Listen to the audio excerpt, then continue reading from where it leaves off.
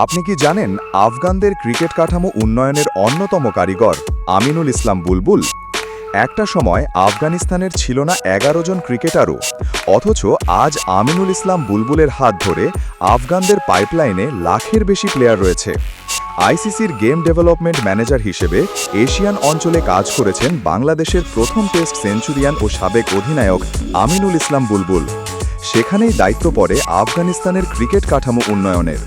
বর্তমানে আফগানিস্তানে যে ৩টা হাই পারফরম্যান্স সেন্টার আছে, সেগুলো তৈরির পরিকল্পনাও বুলবুলের।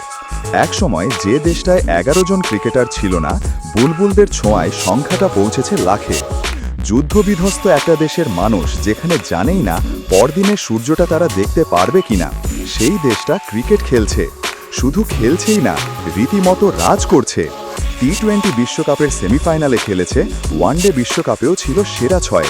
চ্যাম্পিয়ন্স ট্রফিতেও হারিয়েছে ইংল্যান্ডের মতো দলকে।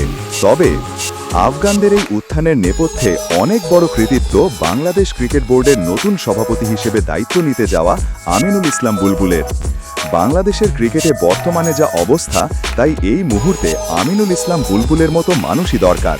যদিও দীর্ঘমেয়াদে তিনি থাকবেন না, আপাতত ৪ মাসের জন্য দায়িত্ব নেবেন।